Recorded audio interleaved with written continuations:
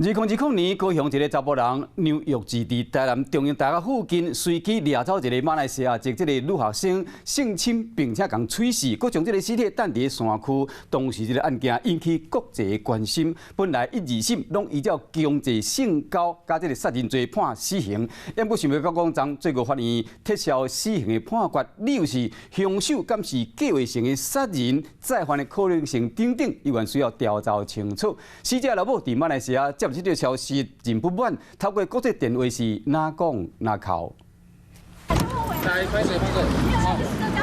随机杀害中央大学马来西亚籍女学生的凶手，2020年去互逮捕了后，检方以凶手重大残忍的恶行来起诉。法院伫1、2审拢按照强制性交杀人罪来判死刑，想要到14号最高法院说撤销死刑的判决，理由是凶手是毋是计划性来杀人，或者是再犯的可能性，拢需要搁再调查，所以拍登去高雄高分院来更审。消息传登去马来西亚，死者的老母听一个当场哭出声。我是送女儿去台湾读书的，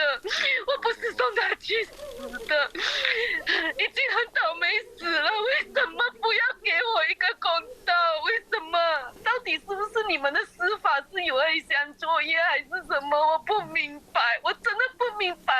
面对查囝去互台视，凶手煞会当逃过死刑。死者的老母事后伫面册顶悬来发文章，指出着3点：第一，凶手伫犯案进前捌伫咧网络顶悬学过钓斗的锁仔角；第二，病院事后认定凶手再犯的几率是正悬；第三，最高法院无通知代理人的律师就凊彩来撤销死刑。而且根据了解，本案的律师表示，最高法院推翻1、2审主要的关键是伫咧检方起诉的内容。在事实栏并没有针对杀人的部分描述说明有预谋性犯罪的事实认定，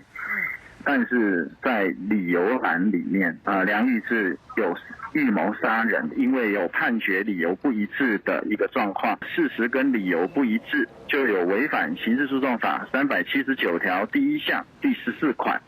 判决理由矛盾的情形。这件和马来西亚甲台湾拢真条件案件，最后是撤销死刑，拍登去更审。严格凶手性侵未遂，佮将尸体等去送等等的部分，分别是判2年10个月跟2年确定。只是这件代志处理3档，最后竟然是撤销死刑。对死者的家属来讲，这绝对是第2摆的伤害。老母面册这段话，伊敢若想要问法官，敢有受过这件代志，对抑个活的阮来讲是安怎伤害甲打击？我是陈雅玲，想要跟我一起从零掌握天下事吗？赶紧按下华视新闻 YouTube 频道的订阅按钮，开启小铃铛，跟我一起探讨公共议题，给您最专业的华视新闻。